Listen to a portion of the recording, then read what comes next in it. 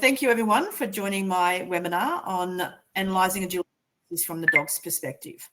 This is a topic that is really dear to our hearts because as One Mind Dog people, we really look at things from the dog's perspective. So that's the main thing that we do, is looking at everything from the dog's perspective. And we're going to focus on that for how we analyse courses as we go through this webinar. So the first thing I want to talk about is how we come to see things from the dog's perspective. So this happened when our deaf dog, Yanita's deaf dog Tekla, taught her how to listen. So we're just going to play a little video to show you how the method came about.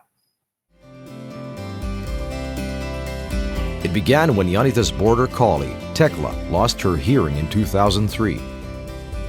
Yanita had been handling Tekla using standard verbal commands, combining them with body language that would make sense to a person, but not necessarily to a dog.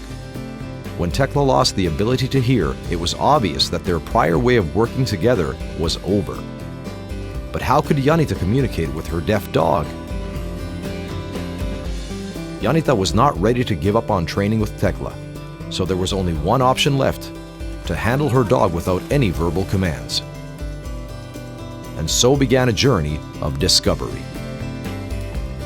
It was pure trial and error, learning from mistakes and trying different approaches. What happens if my chest is pointing to this direction? How important is the angle of my feet? What does the position of my hands say? Gradually, Yanita, with Tekla's help, learned to understand agility from the dog's perspective. She discovered what kinds of signals a dog reacts to on the course and learned how to clearly tell her dog where to go and what to do on the agility course.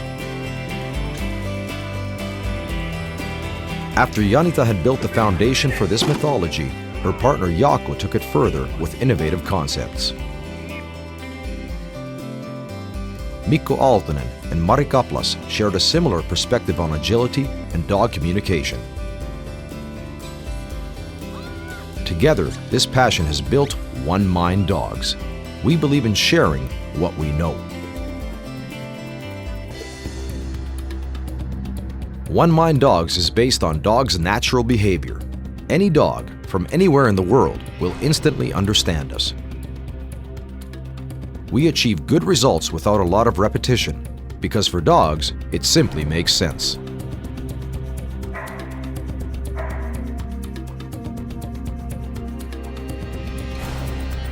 Our techniques are based on 7 key factors: movement, positioning, the eyes, chest laser point, legs, arms, voice. All techniques include elements of these 7 factors.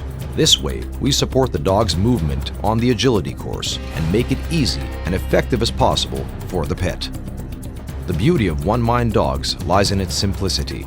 Once you understand the concept, you can easily learn the techniques and begin to understand things from your dog's point of view. Then, you and your dog can work together on the techniques that best suit you as a team.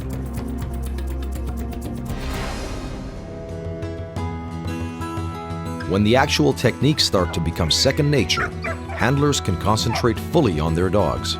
Each step becomes automatic, and the dog can anticipate what's coming next. Dogs will always react naturally as they already speak the language. It is down to the handler knowing how to speak the dog's language. Our students often say that our methodology is a breakthrough to a new understanding, the almost magical connection between a dog and a human being.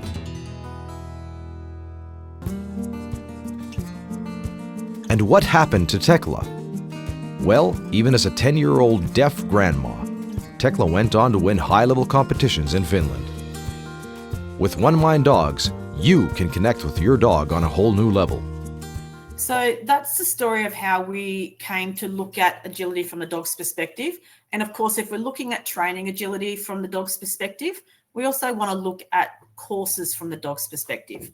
So in this webinar, we're going to talk about why we analyse courses from the dog's perspective, the importance of understanding how dogs move, handling lines and not obstacles, walking courses with your virtual dog, and a little example at the end of some map analysis. So firstly, why we want to look at things from the dog's perspective. A couple of things we want to take into account are things like, are there things outside the ring that can impact on what your dog sees?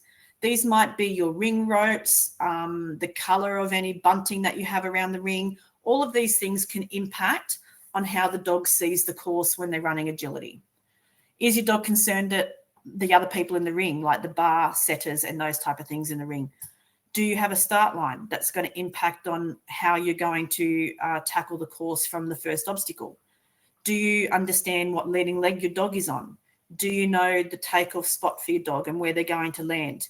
Are you able to handle your dog and have your dog understand your body language? Do you understand like where your dog is looking when they're landing? These are all things that you want to consider when you're walking your courses about how dogs interpret the agility course. The first thing I want to talk about is the importance of how dogs move. If we understand how dogs move through an agility course, then it makes it easier for us to create a plan so that the dog can read that course easily. And some of the things about how dogs move that are important to understand are their takeoff points and landing spots, how the leading legs impact your dogs, how the handler impacts how your dog moves around the course, and understanding the reality of how your dogs move and sometimes the fantasy of how we think they move. So takeoff and landing spot. This is really important to understand because where the dog takes off from is going to determine where they land. Dogs will always jump in a straight line, so where they take off from is going to be where they land on the other side of the jump. They don't miraculously turn 90-degree corners as they're jumping. So if you watch carefully as your dogs are taking off and landing, you can see that it's a straight line from when they do it. Handlers can also impact on where the dogs take off from. And this is why it's important to understand how the dog takes off and where they land, because when you're looking at the course, you want to look at, okay, well, I want my dog to land in this direction. So how can I make sure that they take off in a straight line to help them land where I want them to? So I'm just going to show a little video next of me and my dogs in my backyard. So please excuse some of my clothing choices. But what you'll see is I've got two different dogs. They both run the same height, but their takeoff and landing spots are very different. So you can see I have blue markers and they're based on meter differences. So this is my young dog, Rain. She takes off at about 2 meters away from the jump, and you can see on her jump arc, she lands at 2 meters away. This is my young other dog, Stormy. She's a bit shorter. You can see she takes off at about 1.5 meters and lands at about 1.5 meters. And so these two dogs are in the same height class, but they have different takeoff and landing spots. And so understanding how each of those different dogs will take off and land on course is a really important part of how I understand how they're going to move through an agility course. Next we have, and we want to talk about our leading legs and agility. So this is a topic when I first learnt about it, it sort of blew my mind. And it was one of those big light bulb moments about really understanding how my dog is negotiating the course and how I can help them do that. So leading legs and agility basically comes down to the dogs are always naturally preparing to turn towards the handler. So if you think about the side that you're on, the dog is naturally always going to curve into you. So they're going to be on the lead leg towards you.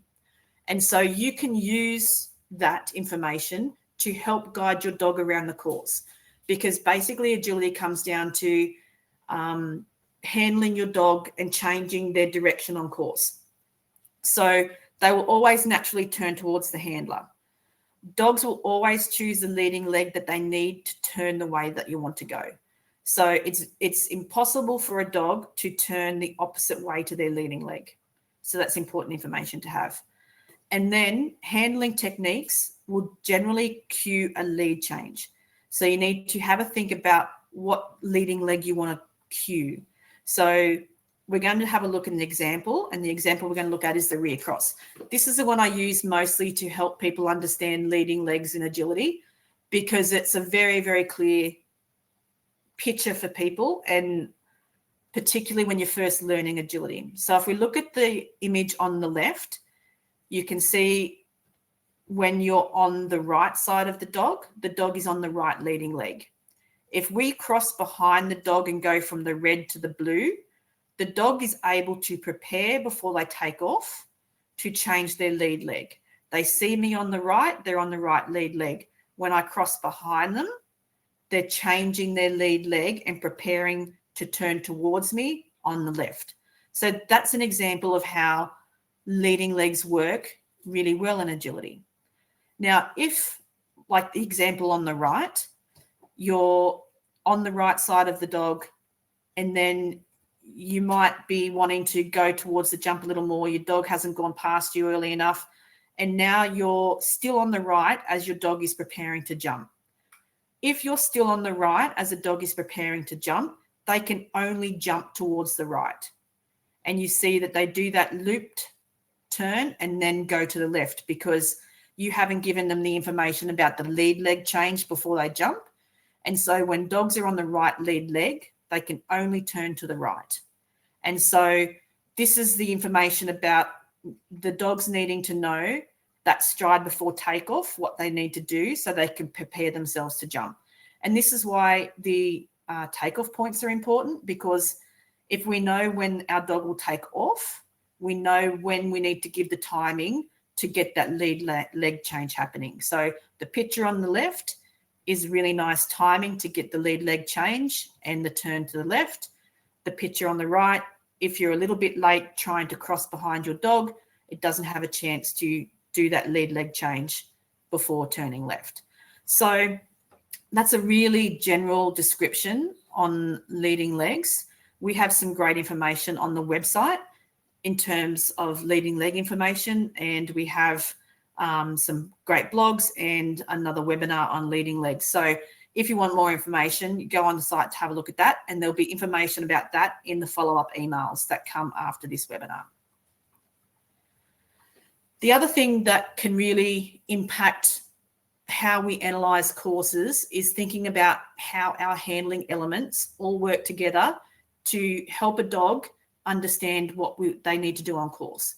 So the 7 handling elements are basically movement, position, connection, chest, feet, arms, and voice. These are the tools that we use that help the dog understand where we want them to go on course. So these are the techniques discovered when Tekla went deaf and when we saw the things from the dog's perspective. So when we're using our handling elements, the dog can really understand where we want them to go. A really big part of the 7 handling elements here is position. Dogs will generally always move towards our position. So we can use that on agility courses to really help the dogs understand how we want them to flow through the course. The next big topic I want to talk about is handling lines and not obstacles. This was another one of those big light bulb moments for me, and it really changed how I saw approaching my courses when I was out there running at competition. So I like to tackle agility courses thinking about the line I want my dog to take and not the obstacles I want them to take. When you think about the course in obstacles, you lose sight of it from the dog's perspective. You're just thinking, okay, I need to do 1, 2, 3, 4. But when you see it from the dog's perspective, you start to think about the line I want my dog to take. And so that leads you to start to think about, okay, when my dog enters this jump, how do I want them to exit it? Where do I want them to land? Because things like understanding that when a dog lands, they will take what they're looking at. And so if we can help shape their line to make sure they're looking at the obstacles we want them to take next, it makes the course really easy for the dog to read. And so these are the type of things I always think of my courses in terms of the lines I want my dog to take. And then that path determines what techniques I use. So I start off by thinking about, okay, this is the course. What line do I want my dog to take through this course? And then when I have that line, I go, okay, how can I use the 7 handling elements we just talked about to impact on how the dog is going to read that line? So the techniques we use will help the dogs create the path that we want them to take through the course. So this is a little example of the first 2 opening obstacles are the same, but the exits are very different. And so this is how you think about the lines in agility. So 1 and 2 always start the same. However, where we want them to go after 2 will impact on the technique that we use. So for example, this black line, you can see my position is over here. I've sent 1, did the backside at 2, and then my position's moving this way, keeping my dog on the left and doing like a backside running on the dog's line to get that line created. If I want the dog to come over to and to this jump, you can see I need to change the line from the previous one. And so something like a false turn, where I help my dog understand that I need them to come on this line after exiting 2 to take this obstacle. Again, for 3, you can see it's the blue line. That is a tighter turn out of 2. So I need to change a little bit where they take off from. And so doing a reverse spin here helps the dog understand that they need to turn a little bit tighter to come out of this one. And so letting them know before they take off for 2 with the reverse spin helps them adjust their stride around the back of 2 and square up a little more to be easily seeing this jump next. The green part is what we call a flip.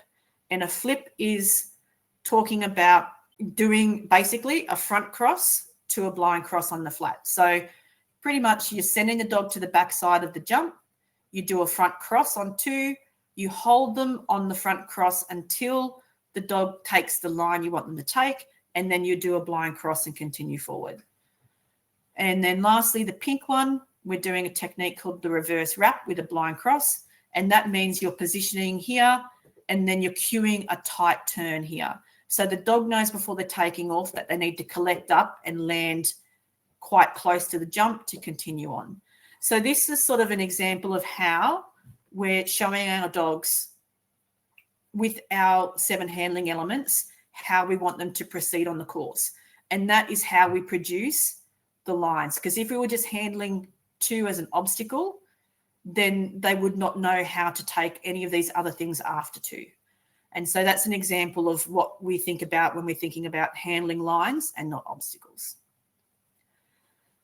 The next part is something that we all can practice so easily, and not enough of us do this to the full extent.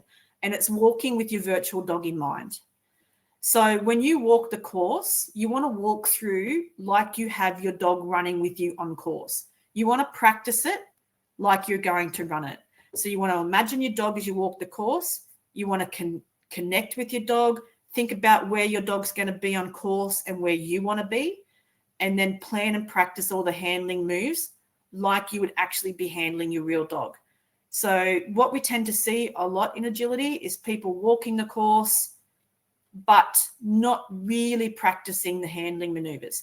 But if you go in on your course walk and really practice the steps you need to take and do it like your dog is out there running with you, then when you go actually to run your real dog, it's like you've already run the course before because you've actually rehearsed all the handling. So I'm going to play a little video of Yanita, and this is in one of our premium online videos. So it's a little example of her showing what it looks like to walk the course with your virtual dog compared to just walking the course. So you'll see that on the left, she's walking with her virtual dog, and on the right with no virtual dog. So you can just see how on the left, she's connected, showing path. On the right, she's just walking and just sort of loosely doing the moves in her mind, but not actually practicing connecting with the dog or practicing the different handling techniques. So you can see the difference it makes for your walkthrough. And when you just practice the walkthrough without really thinking about where you want to be with your dog, sometimes you might not be choosing the lines and picking the techniques that will work best.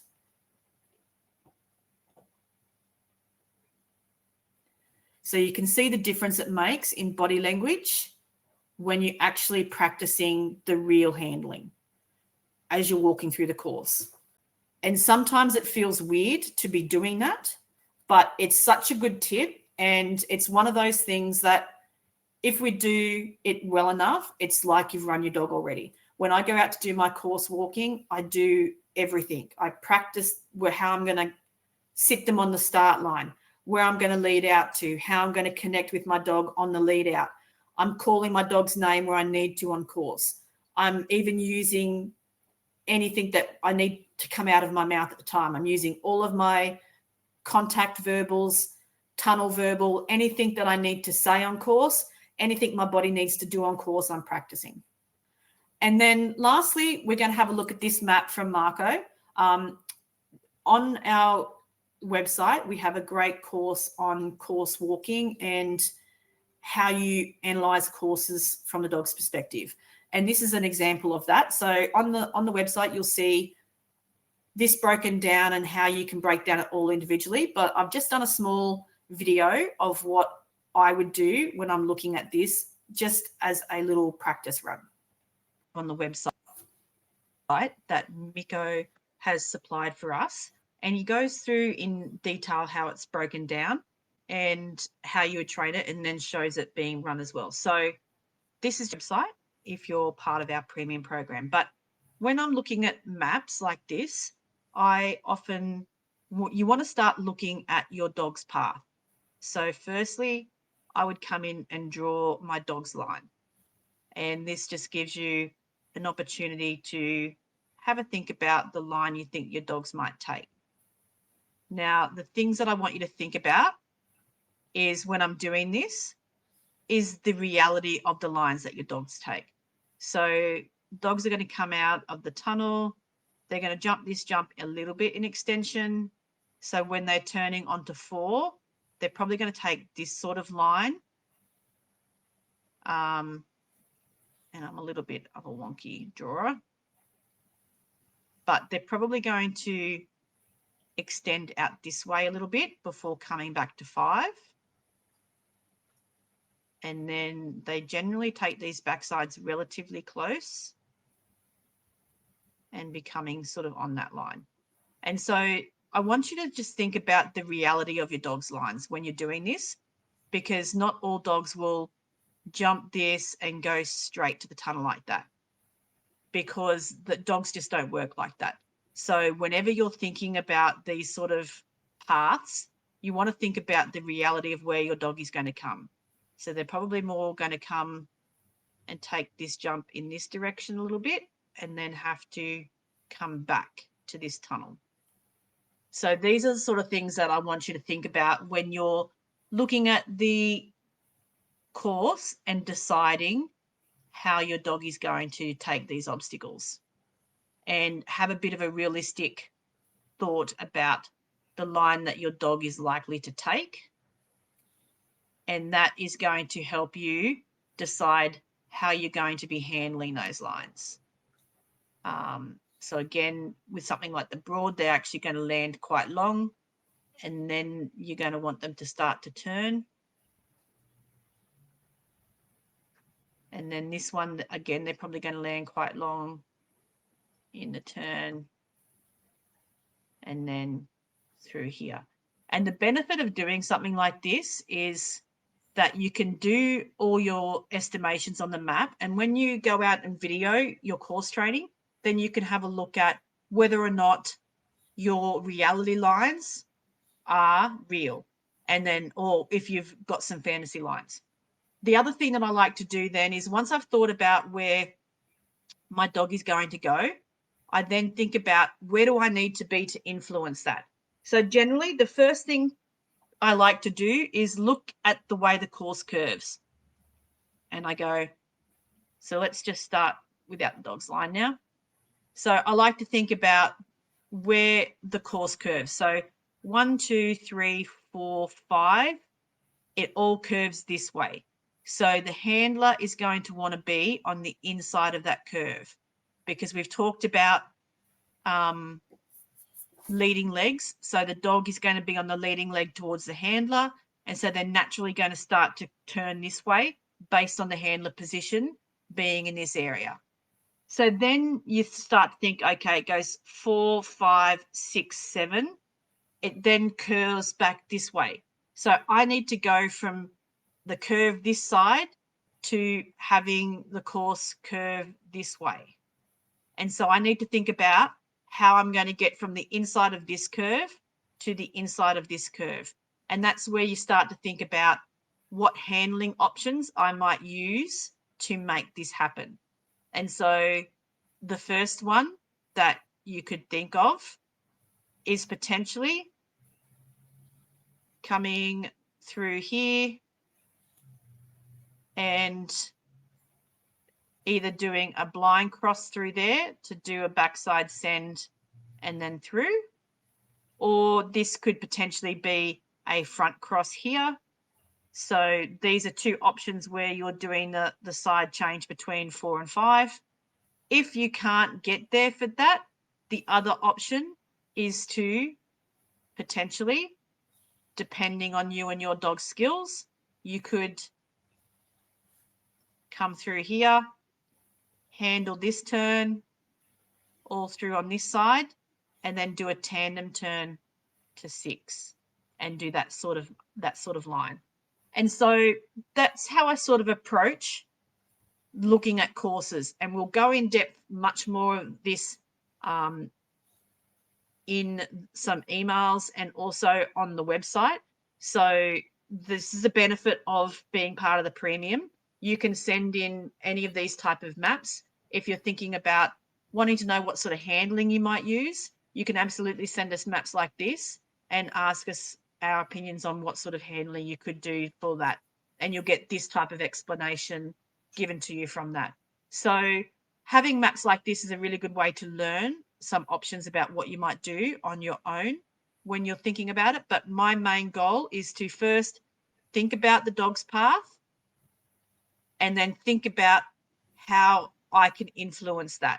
And so I like to think about being on the inside curve of the course to help my dog understand on that lead leg issue, and then think about when it curves from this way to this way, how I'm going to get from this side to that side and influence the dog changing their lead leg and flowing onto the course. And the same here, going from 8, you then need to get from this inside curve to this inside curve.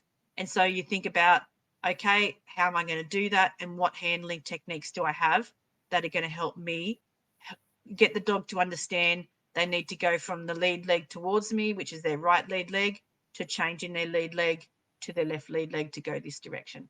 So this is how I approach looking at course maps.